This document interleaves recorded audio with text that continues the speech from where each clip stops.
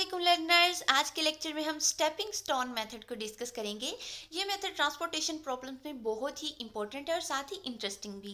इसकी वजह ये है कि हमने पीछे जो मेथड किए हैं, जो आगे हम ट्रांसपोर्टेशन प्रॉब्लम के जो भी मेथड करेंगे, जैसे वोगल्स मेथड है, नॉर्थ वेस्ट मेथड है, लीस्ट कॉस्ट मेथड है, जो भी है, इनमें हमें इनिशियल फिजिबल सोल्यूशन मिलता है। ठीक है, ये हमें कौन सा सोल्यूशन प्रोवाइड करते हैं? ये हमें देते हैं इनिशियल फिजिबल सोल्यूशन। लेकिन जो हमारे पास स्टेपिंग स्टोन मेथड है, ये हमें प्रोवाइड करता है ऑप्टिमल सॉल्यूशन। ठीक है, तो अगर आपको क्वेश्चन में कहा जाए कि आप ऑप्टिमल सॉल्यूशन फाइंड करें, ठीक है, या फिर आपसे कहा जाए कि स्टेपिंग स्टोन मेथड आप लगाएं, तो उसमें आपका मतलब बेसिकली हम क्या कर रहे होंगे, वहां पे काम क्या होगा हमारा, कि हमने ऑप्टिमल सॉल्यूशन फाइंड करना है।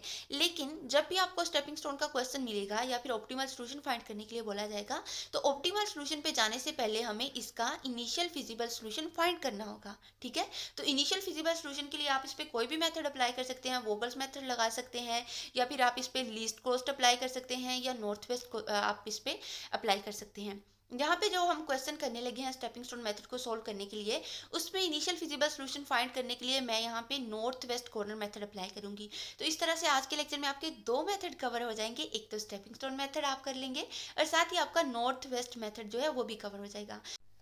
तो अब हम यहाँ पे अपना क्वेश्चन स्टार्ट करते हैं। क्वेश्चन में हमें इस तरह से उन्होंने एक ट्रांसपोर्टेशन प्रॉब्लम दिया हुआ है। आपको पता है कि पीछे भी हमने जो भी ट्रांसपोर्टेशन प्रॉब्लम के क्वेश्चन किया है, वहाँ पे यूजुअली हमें इस तरह से एक टेबल प्रोवाइड किया जाता है। ठीक है, तो ये हमारे पास टेबल गिवन है, और इसमें हमने क्या करना है, फिजिबल इसका ऑप्टिमल सोल्यूशन फाइंड करना है। ऑप्टिमल सोल्यूशन से पहले हम इसका इनिशियल फिजिबल सोल्यूशन फाइंड करेंगे। तो क्वेश्चन को स्टार्ट करते हैं। तो फर्स्ट स्टेप, जब भी आपको कोई भी ट्रांसपोर्टेशन प्रॉब्लम गिवन होगा, तो याद रखिए हमेशा हमारा फर्स्ट स्टेप ये होगा कि हमने चेक करना है कि जो ट्रांसपोर्टेशन टेबल हमें गिवन है, क्या वो हमारा बैलेंस्ड है या नहीं। उसके लिए हम क्या करेंगे, सप्लाई और डिमांड की वैल्यू को देखेंगे। अगर हमारी डिमांड और सप्लाई की वैल्यू जो है वो इक्वल आ रही होगी, तो हम कहेंगे कि ये हमारा जो टेबल है ये बैलेंस्ड है, ये हमारा प्रॉब्लम बैलेंस्ड है। तो जैसे यहाँ पर देखिए, डिमांड की वैल्यू क्या है, 25 प्लस 40 प्लस 30, ये हमारे पास क्या बन रहा है, 95 आ रहा है। और सप्लाई की वैल्यू भी अगर देखें तो 30 प्लस 30 प्लस 35, ये भी क्या मिल रहा है, 95 मिल रहा है। दोनों की डिमांड और सप्लाई दोनों की वैल्यू हमें क्या मिल रही है, 95 मिल रही है। तो इसका मतलब डिमांड और सप्लाई इक्वल है, यानी कि हमारा जो ट्रांसपोर्टेशन प्रॉब्लम है वो क्या है, बैलेंस्ड है। अब अगर बैलेंस प्रॉब्लम है, तब हम सेकंड स्टेप पे मूव करेंगे। सेकंड स्टेप हमारा क्या है कि अब हमने इसका इनिशियल फिजिबल सोल्यूशन फाइंड करना है। और इनिशियल फिजिबल सोल्यूशन के लिए यहाँ पर हम कौन सा मेथड अप्लाई कर रहे हैं, north west corner method apply कर रहे हैं। अब इस मेथड को हमने किस तरह से करना है, इसका हमारे पास क्या तरीकाकार होता है, इसको सोल्व करने के लिए हम क्या करते हैं, यहाँ पे सप्लाई और डिमांड को देखते हैं। यहाँ पे देखिए, एक तो पहली बात तो ये देखिए, नॉर्थ वेस्ट कॉर्नर, यहाँ पे देखिए हमारे पास इस तरह से होता है, नॉर्थ, और ये हमारे पास साउथ, ईस्ट, और ये हमारे पास वेस्ट। तो नॉर्थ वेस्ट कॉर्नर कौन सा बन रहा है, ये वाला। ठीक है, तो यहाँ पे टेबल में हमारा कौन सा वाला कॉर्नर जो है वो नॉर्थ वेस्ट कॉर्नर होगा, ये वाला जो सबसे पहले वाला जो हमारा बॉक्स है, ये हमारा नॉर्थ वेस्ट कॉर्नर होगा। इससे हम स्टार्ट करेंगे। तो हम ये वाला ले लेंगे बॉक्स हमारा। ठीक है, इस बॉक्स में, इसको बॉक्स बोल लें या सेल बोल लें, ये वाला सेल हमने अपना चूज किया है, नॉर्थ वेस्ट सेल। और इस सेल के लिए देखें, डिमांड हमारे पास क्या है, 25 है, और सप्लाई क्या है, 30 है। तो इनमें से जो छोटी वैल्यू है वो हमने चूज करनी है। छोटी क्या है, 25 है। ठीक है, तो 25 को हमने इस सेल में अपने लिख लेना है। 25 आ गया हमारा इस सेल में, और जो 25 हमने लिखा है, इसको जीरो कर देंगे। ठीक है, और यहाँ पे 25 इधर माइनस करेंगे तो हमारे पास क्या आ जाएगा, 5 आ जाएगा। ठीक है, यहाँ पे अब हमारे पास सप्लाई 5 है और डिमांड हमारे पास 0 है, क्योंकि हमने 25 जितनी भी हमारी जो डिमांड थी वो यहाँ पे हमारी पूरी हो चुकी है। अब क्योंकि हमारी डिमांड इधर पूरी हो चुकी है, तो ये बाकी जो है, ये वाले हम ये पूरी रो जो है इसको हम डिलीट कर देंगे, या इस तरह से हम इसे फिल कर देंगे। ठीक है, उसके बाद सेकंड आपने क्या करना है, सेकंड हमारे पास देखिए, अब हम अगला नॉर्थ वेस्ट कॉर्नर इसका अप्लाई करेंगे, चूज करेंगे, तो वो हमारे पास कौन सा आ रहा है, ये वाला आ रहा है। ठीक है, ये वाला 4 वाला। अब इस 4 के लिए डिमांड हमारे पास क्या पड़ी है, 40, और सप्लाई क्या पड़ी है, 5 पड़ी है। छोटा कौन सा है, 5, तो हम इसमें क्या लिख देंगे, 5 लिख देंगे। ठीक है, अब 5 माइनस 5 करेंगे तो ये हमारे पास 0 हो जाएगा, और 40 माइनस 5 करेंगे तो हमारे पास यहाँ पे क्या बचेगा, 35 बचेगा। अब जो 0 हो गया उसके नीचे वाला सारा हमने डिलीट कर देना इस तरह से। ठीक है, इसको हमने डिलीट कर देना है। अब ये वाला सारा पोर्शन भी हमारे पास डिलीट हो चुका है और ये वाला भी डिलीट हो चुका है। अब बाकी जो बचा है इसमें से अगेन हम नॉर्थ वेस्ट कॉर्नर अपना चूज करेंगे। वो अब नेक्स्ट हमारा कौन सा आएगा, ये वाला 2 वाला सेल आएगा। ठीक है, इस सेल को अब देखते हैं। इस सेल के लिए हमारे पास सप्लाई 30 है, डिमांड 35 है।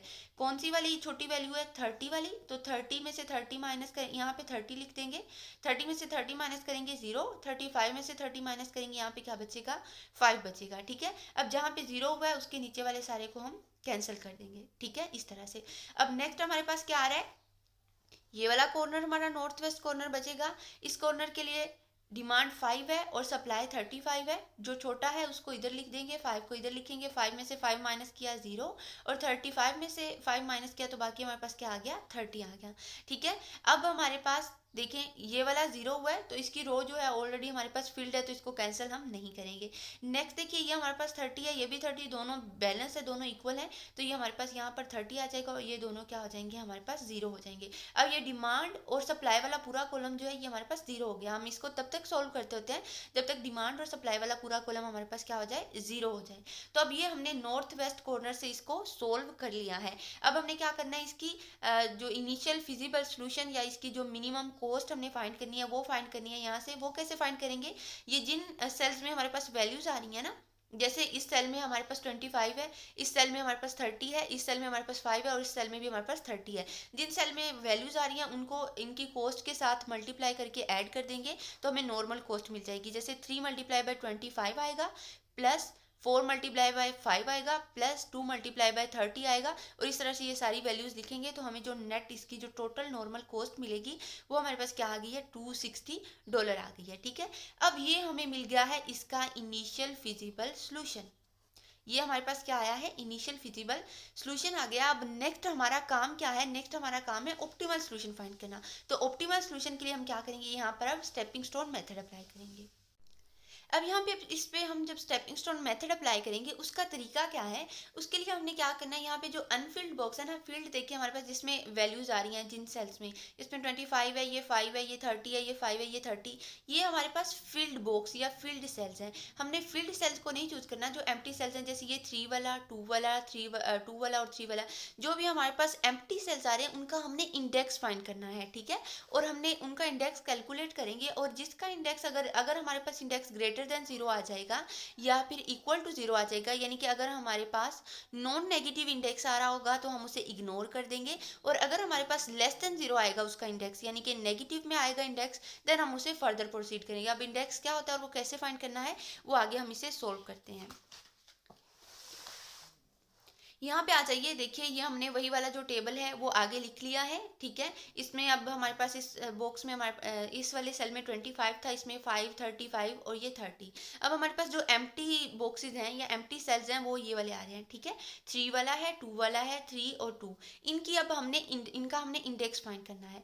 अब इंडेक्स फाइंड करने के लिए हमारे पास क्या तरीका होता है, हमने क्या करना है, जैसे इसका हमने इंडेक्स, इस एम्प्टी बॉक्स का हमने इंडेक्स फाइंड करना है। तो इसका इंडेक्स फाइंड करने के लिए हम इस पे एक साइकिल, इसका एक पाथ बनाएंगे, क्लोज्ड साइकिल बनाएंगे। इस एम्प्टी बॉक्स से वापस हमने इसी एम्प्टी बॉक्स में आना है। ठीक है, वो किस तरह से, जैसे देखें हम इसका पाथ बनाएं, एक तो यह कि हम इधर जा सकते हैं, इधर जा सकते हैं, ये इधर जा सकते हैं, लेकिन हमने इधर मूव नहीं करना। क्यों, क्योंकि अगर हम इधर मूव करते हैं तो एम्प्टी सेल है, हमने एम्प्टी से एम्प्टी में मूव नहीं करना। ठीक है, एम्प्टी से हम फील्ड की तरफ मूव करेंगे और वापस इसी एम्प्टी में आएंगे। तो इसलिए हम क्या करते हैं, यहाँ से हम इस सेल में आ जाते हैं, नीचे वाले सेल में। ठीक है, यहाँ से अब हम इधर मूव करेंगे इस साइड पे और यहाँ से हम ऊपर मूव करेंगे और देन हम वापस इस सेल में आ जाएंगे। तो पूरा एक साइकिल हो गया हमारा, यानी कि हम एक अनफिल्ड बॉक्स से चले थे और वापस उसी अनफिल्ड बॉक्स में हम चले गए हैं। तो ये इसका जो हमने पाथ बनाया है, इस पाथ को ही इसका इंडेक्स बोलते हैं। ठीक है, ये अब हमने जो पाथ लिया है ये किसका बनाया है, D1S2 का बनाया है। ठीक है, तो इसको हम ID1S2 बोलते हैं, यानी कि ये इंडेक्स है D1S2 का। अब इस इंडेक्स की वैल्यू कैसे हमने निकालनी है, ये जो हमने पाथ बनाया है इसको हमने इस तरह करना है, ये प्लस आएगा, ये वाला माइनस, फिर प्लस, फिर माइनस, इस तरह से हमने लेना है, पहले प्लस फिर माइनस फिर प्लस फिर माइनस, ये वाला इसका इस तरह से हम नंबरिंग दे लेंगे। और उसके बाद ये जो कोस्ट है इनको हम लिख लेंगे।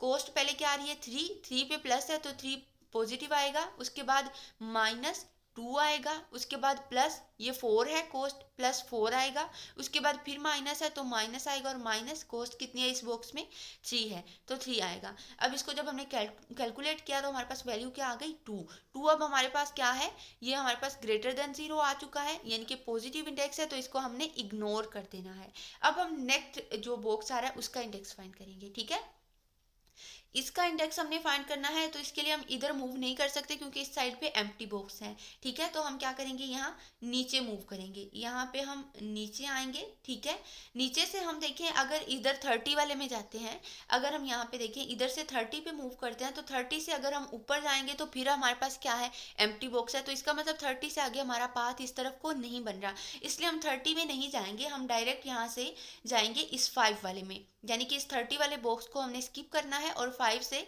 ये जो 3 कोस्ट वाला बॉक्स है इससे आगे हम 4 कोस्ट वाले बॉक्स में आ चुके हैं, इससे हम आगे जाएंगे ये 3 वाले बॉक्स में और इस 3 वाले बॉक्स से हम वापस यहाँ पे इस एम्प्टी बॉक्स में आ जाएंगे। यानी कि हमने एक यहाँ पे स्किप किया है और यहाँ पे भी एक हमने जो यूनिट है या सेल है हमने स्किप किया है। याद रखें जो हम स्किप करेंगे उनकी तादाद हमेशा इवन में आएगी। अगर हमने यहाँ पे एक स्किप किया है तो ऊपर जाके फिर एक और स्किप करना पड़ेगा। ठीक है, इसी तरह से हमारा पाथ करेक्ट बनेगा। अब हमारे पास ये पाथ आ चुका है इस तरह से ये वाला। अब इस पे हम फिर से इसका इंडेक्स फाइंड करना है, उसके लिए यहाँ पे प्लस आएगा, यहाँ पे माइनस आएगा, यहाँ पे प्लस आएगा और यहाँ पे माइनस आएगा। ठीक है, तो अब हम इसका इंडेक्स कैलकुलेट कर लेते हैं। हमारे पास इसका इंडेक्स क्या बनेगा, 2 प्लस का है, उसके बाद माइनस यहाँ पे क्या आएगा 3, उसके बाद यहाँ पर क्या है प्लस है और प्लस सॉरी यहाँ पे हाँ जी 3 है और इसकी इसकी कॉस्ट कितनी है, यहाँ पे 4 है। आपने यहाँ पे कोस्ट लिखनी है, ये वाला यूनिट नहीं लिखना, कोस्ट लिखनी है। तो कोस्ट क्या थी इस सेल में 4, उसके बाद ये वाला है इसमें माइनस है और साथ में इसकी कोस्ट क्या है 3। तो इसकी जब हमने कोस्ट फाइंड की तो वो हमारे पास आ जाएगी 0। अब 0 को भी हमने क्या कर देना है, इग्नोर कर देना है। अब ये हमने इंडेक्स फाइंड किया था D1S3 का, तो D1S3 का इंडेक्स हमारे पास क्या आ गया है 0, तो इसको भी हम क्या करेंगे, इग्नोर कर देंगे। नेक्स्ट हमारे पास एम्प्टी बॉक्स कौन सा आ रहा है, ये वाला 3 वाला। अब इसका इंडेक्स फाइंड करेंगे, इसके लिए इसका पाथ ड्रॉ करेंगे। इसका पाथ जब हमने ड्रॉ करना है तो देखिए हम यहाँ से इधर मूव नहीं कर सकते, ये एम्प्टी बॉक्स है। ठीक है, तो हम क्या करेंगे, ये एम्प्टी बॉक्स को हमने एम्प्टी बॉक्स की तरफ हमने नहीं जाना, तो हम क्या करेंगे, अगर हम ऊपर जाते हैं, ठीक है, यहाँ से तो ये देखें हम यहाँ से ऊपर जाते हैं तो हमारे पास ऊपर फील्ड बॉक्स है, तो हम यहाँ क्या करेंगे, इस 3 वाले से ऊपर 4 वाले बॉक्स में चले जाएंगे। ठीक है, यहाँ से अगर हम आगे इस 30 वाले में आते हैं, यहाँ पे अगर आते हैं तो इससे नीचे हम फिर नहीं आ सकते क्योंकि इससे नीचे एम्प्टी बॉक्स है, तो इसलिए हम इसको स्किप करके आगे इस वाले बॉक्स में चले जाएंगे। ठीक है, इस बॉक्स में आएंगे, यहाँ से नीचे आएंगे, यहाँ से फिर हमने डायरेक्ट इधर आ जाना है इसको स्किप करके। अब ऊपर एक स्किप किया था तो नीचे भी एक स्किप हुआ है, तो इसका पाथ हमारे पास इस तरह से आ गया है। ठीक है, अब इसको हम नंबरिंग दे देंगे, ये प्लस आएगा, यहाँ पे माइनस आएगा, यहाँ पे प्लस आएगा और यहाँ पे माइनस आएगा। तो पहले हमारे पास 3 है, ठीक है, पहले हमारे पास 3 है, उसके बाद हमारे पास -4 है, उसके बाद हमारे पास +3 है, उसके बाद हमारे पास -3 है और उसके बाद ये हमारे पास इसका इंडेक्स जो है वो क्या आ जाएगा, ये 3 कैंसिल और यहाँ पे हमारे पास इसका इंडेक्स क्या आ गया -1, यानी कि <0। अब हमें जहाँ पे माइनस इंडेक्स मिल जाएगा, माइनस में मिल जाएगा, वहाँ पे हम इसे स्टॉप कर देंगे। ठीक है, यहाँ पे हमें इंडेक्स माइनस मिल गया है, ये देखिए यहाँ पे हमें इंडेक्स जो है D3S1 का इंडेक्स हमें नेगेटिव मिल गया है, तो यहाँ पर हम स्टॉप कर देंगे। अब हमने नेक्स्ट यहाँ पे जहाँ पे हमें नेगेटिव इंडेक्स मिलेगा वहाँ पे हमने अपना टेबल अपडेट कर देना है।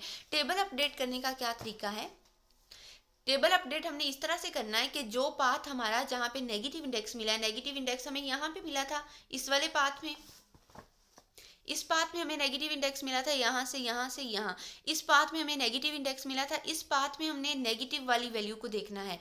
नेगेटिव वाली वैल्यू इस पाथ में कौन सी थी, एक तो ये वाली वैल्यू नेगेटिव थी और दूसरी ये वाली वैल्यू, ये वाले यूनिट नेगेटिव थे इसमें 30 वाला और 5 वाला। इन दोनों में से छोटा कौन सा है, 5 वाला यूनिट छोटा है, तो इस 5 वाले यूनिट को हमने ये जो छोटा यूनिट है इन सब के साथ सोल्व कर देना है। अब यहाँ पे माइनस है तो 5 इसमें से 5 में से माइनस होगा तो यहाँ पे 0 बच जाएगा, यहाँ पे प्लस है तो 5 + 5 करेंगे तो यहाँ पे 10 हो जाएगा, और यहाँ पे देखिए माइनस है तो 30 - 5 करेंगे यहाँ पे 25 बचेगा, और यहाँ पे हमारे पास प्लस है तो वो वाला 5 यहाँ पे ऐड होगा तो हमारे पास प्लस आ जाएगा। ठीक 5 आ जाएगा प्लस का। अब हमारे पास ये टेबल इस तरह से अपडेट हो चुका है। टेबल अपडेट होने के बाद हमारे पास इस तरह से वैल्यूज आ चुकी है, यहाँ पे 0, यहाँ पे 25, 5 और 10। अब ये हमारे पास न्यू टेबल आ चुका है। अब इस न्यू टेबल पे हमने अगेन इस पे इंडेक्स फाइंड करने हैं, जो भी हमारे पास। जब एक बात और यहाँ पे नोट कर लीजिए, जब आप टेबल अपडेट कर लेंगे तो हमेशा टेबल अपडेट करने के बाद आप उसकी अगेन इसकी टोटल नॉर्मल कॉस्ट फाइंड करेंगे, ठीक है। टोटल नॉर्मल कॉस्ट आपकी इससे कम आएगी। जो हमने पीछे फिजिबल सोल्यूशन में जो टोटल नॉर्मल कॉस्ट निकाली है वो हमारी कितनी आई थी, 260 आई थी। अब हमने जो टेबल अपडेट किया है इसकी हमारे पास हमेशा कम आएगी इससे, ठीक है। तो अब हम इसकी टोटल नॉर्मल कॉस्ट फाइंड करेंगे। जो हमारे पास फील्ड बॉक्स हैं उनके यूनिट्स को आपस में मल्टीप्लाई करके और इन सबको ऐड करेंगे तो हमारे पास क्या आ गया, $255 आया। पहले हमारे पास 260 था। तो देखिए हमारी कॉस्ट जो है वो कम हो गई है। इसका मतलब हमारा जो स्टेपिंग स्टोन मेथड है वो हमारे लिए वर्किंग कर रहा है। तो अब इसकी कॉस्ट कम हो चुकी है। अब हम देखते हैं क्या इसकी कॉस्ट और ज़्यादा कम हो सकती है। उसके लिए हम क्या करेंगे, इसका अगेन इंडेक्स फाइंड करेंगे, ठीक है। तो अब ये जो अपडेटेड हमारे पास आया है टेबल, इसमें हम फिर से जो एम्प्टी बॉक्सेज हैं उनका इंडेक्स फाइंड करेंगे। इसमें एम्प्टी बॉक्सेज हमारे पास जो है ये वाला एक बॉक्स है, ये वाला बॉक्स है, ये वाला बॉक्स है। इनके इंडेक्स हमने फाइंड करने हैं। सबसे पहले हम इसका फाइंड करते हैं, D1S2 का इंडेक्स फाइंड करते हैं। तो इसका पाथ देखिए हमारे पास कैसे बनेगा। इसका पाथ हम देखें इस तरफ नहीं मूव कर सकते, इधर एम्प्टी बॉक्स है, तो इसलिए हम यहाँ क्या करेंगे, इसका पाथ फाइंड करने के लिए हम यहाँ पे नीचे आ जाते हैं, ठीक है। अब हम यहाँ पे नीचे आ गए हैं, लेकिन यहाँ से हम इधर मूव नहीं कर सकते क्योंकि इधर फिर एम्प्टी बॉक्स है। तो इसलिए हम क्या करते हैं, इधर मूव करते हैं। अब आपने ना ये चीज़ ख्याल रखनी है, ज़रूरी नहीं है कि इसका हमारे पास ये छोटा सा इस तरह से ही बने या फिर इस तरह का हमारे पास पाथ बने। इसका पाथ बहुत बड़े बड़े पाथ भी बन सकते हैं, तो आपने कन्फ्यूज़ नहीं होना। तो यहाँ से हम इधर आए हैं, फिर इधर आए हैं, यहाँ से फिर हमने नीचे इस फील्ड बॉक्स में मूव करना है। इससे आगे एम्प्टी बॉक्स है तो हम इसको स्किप करके इस वाले फील्ड बॉक्स में चले जाते हैं। यहाँ से फिर एम्प्टी बॉक्स है, इसको स्किप करेंगे इस फील्ड बॉक्स में और वापस हम इस अनफील्ड बॉक्स में आ गए हैं। तो हमारा पाथ कुछ इस तरह से बना है। इस पाथ पे हम अब देख लेते हैं, साइंस लगा देते हैं। प्लस का आएगा, यहाँ पे नेगेटिव, यहाँ पे पॉजिटिव, यहाँ पे फिर नेगेटिव, यहाँ पे पॉजिटिव और यहाँ पे नेगेटिव। इनको अब हम कैलकुलेट कर लेते हैं। इसका इंडेक्स 3 आएगा, -2 आएगा, +3 आएगा, -3 आएगा, +5 आएगा, सॉरी +3 आएगा। ये कॉस्ट लेनी है आपने, कभी भी यूनिट नहीं लेना। +3 आएगा, -3 आएगा। तो इसका हमने जब ये D1S2 का इंडेक्स फाइंड किया तो वो हमारे पास आ गया 1, ठीक है। अब इसका इंडेक्स क्या आ गया है, पॉजिटिव आ गया है, तो इसको हम इग्नोर कर देंगे। अब हम नेक्स्ट एम्प्टी बॉक्स पे मूव करते हैं। नेक्स्ट एम्प्टी बॉक्स हमारे पास कौन सा है, ये वाला देखिए, ये वाला है D1S3। D1S3 का इंडेक्स फाइंड करते हैं। तो D1S3 में देखिए हम किस तरह से मूव करेंगे। D1S3 का हम पाथ बना रहे हैं, तो इसके लिए देखिए यहाँ पे हमारे पास ये वाला बॉक्स है। इससे अगर हम नीचे यहाँ 3 पे मूव करते हैं, इस वाले बॉक्स में मूव करते हैं, तो यहाँ से इधर जाएंगे, इधर भी एम्प्टी बॉक्स है, इधर भी एम्प्टी बॉक्स, इससे आगे पाथ नहीं बन रहा। तो इसलिए हम क्या करेंगे, ये वाला बॉक्स स्किप करके हम डायरेक्ट इधर आ जाएंगे, ठीक है, इस वाले बॉक्स में। इस बॉक्स से आगे देखिए ये वाला एम्प्टी है, तो इसको स्किप करके हम डायरेक्ट यहाँ पे आ जाएंगे, ठीक है। और इसको अब हम देखिए यहाँ पे ये वाला एम्प्टी बॉक्स है, तो इसको स्किप करके हम यहाँ पे चले जाएंगे और यहाँ से फिर ये वाला स्किप करके हम इधर आ जाएंगे। तो ये हमारा इस तरह से बाहर बाहर आप कह सकते हैं, ये हमारा आउटवे जो है इसका इस तरह से ये वाला सारा पाथ बन गया है। इसमें आप देखें ये पॉजिटिव होगा, ये नेगेटिव होगा, ये पॉजिटिव होगा, ये नेगेटिव होगा। तो इसका इंडेक्स फाइंड कर लेते हैं। ये हमारे पास कौन सा है, D1S3 है। D1S3 का इंडेक्स फाइंड कर लेते हैं। तो वो क्या आएगा, 2 -3 +3 -3। तो इसका इंडेक्स जब हमने निकाला D1S3 का तो वो हमारे पास माइनस बना गया। तो इसका इंडेक्स हमें यहाँ पे नेगेटिव मिल गया है। तो नेगेटिव इंडेक्स जहाँ पे आ जाएगा वहाँ पे हमने टेबल को अपडेट कर देना है। टेबल को अपडेट करने का तरीका क्या है, मैंने आपको बताया है कि जो नेगेटिव वाली वैल्यूज़ हैं, नेगेटिव एक तो हमें यहाँ पे मिल रही है 25 और ये 25, ठीक है। तो दोनों ही इक्वल हैं, दोनों में से हम कोई भी चूज़ कर सकते हैं। 25 ले लेते हैं। इस 25 को हमने पूरे रूट पे, पूरे पाथ पे सोल्व करना है। तो 25 यहाँ पे माइनस है, ये 0, 25 - 25 0 हो जाएगा, ठीक है। यहाँ पे देखिए ये 0 हो गया अपडेट जब किया, ठीक है। और यहाँ पे ऐड होगा तो यहाँ पे 25 आ जाएगा, यहाँ पे फिर माइनस होगा तो ये 0 हो जाएगा, 25 - 25, और यहाँ पे ऐड होगा तो ये 30 हो जाएगा। तो अपडेटेड कॉलम जो हमारे पास टेबल है वो इस तरह से आ गया, 0 0 30 30 25 10। ये हमारे पास अपडेटेड टेबल आ गया। जब भी टेबल अपडेट करेंगे हमेशा फिर से उसकी टोटल नॉर्मल कॉस्ट फाइंड करेंगे। अब इसकी टोटल नॉर्मल कॉस्ट हमने फाइंड करनी है। जो हमारे पास फील्ड यूनिट सेल्स हैं, जैसे ये वाला है, 2 × 25 करेंगे 2 मल्टीप्लाई बाय 30 करेंगे प्लस 3 मल्टीप्लाई बाय 10 करेंगे प्लस 3 मल्टीप्लाई बाय 30 करेंगे, इन सबको ऐड करेंगे तो हमारे पास क्या आ जाएगा 230 आ जाएगा। देखिए हमने कहाँ से स्टार्ट लिया था 260 से, अब हमारे पास कॉस्ट कितनी आ चुकी है 230 आ चुकी है, यानी कि इतना डिफरेंस आया, हमारे पास 30 का डिफरेंस आया है। तो देखिए ये हमारा ऑप्टिमल सोल्यूशन है। अब इसको ऑप्टिमल सोल्यूशन क्यों बोला है, क्योंकि इससे आगे अगर हम मूव करते हैं तो या तो हमें पाथ ही नहीं मिलेगा, या अगर पाथ मिलेगा भी तो इंडेक्स हमारे पास सारे क्या आएंगे पॉजिटिव आएंगे। तो हमने इसकी जो आइट्रेशन है वो तब तक करते जाना है, तब तक इसको इंडेक्स फाइंड करते जाने हैं जब तक हमारे सारे पॉजिटिव इंडेक्स ना आ जाए। जहाँ पे हमें नेगेटिव इंडेक्स मिला करेगा वहाँ पे हम टेबल को अपडेट करेंगे, उसकी टोटल नॉर्मल कॉस्ट फाइंड करेंगे। लेकिन जहाँ पे हमें कोई टेबल, जैसे हमारा ये T4 ये जो टेबल आ गया है, इस टेबल में अगर अब फर्दर हम इसका इंडेक्स फाइंड करेंगे या तो हमें पाथ ही नहीं मिलेगा, और जो पाथ मिलेगा भी तो उसका इंडेक्स हमारे पास क्या आएगा पॉजिटिव आएगा। तो यहाँ पे हम इसे स्टॉप कर देंगे, और ये जो हमारे पास टोटल नॉर्मल कॉस्ट आई है यही हमारा क्या होगा फिजिबल कह रही हूँ ऑप्टिमल सोल्यूशन होगा। अब ये हमारा ऑप्टिमल सोल्यूशन आ चुका है।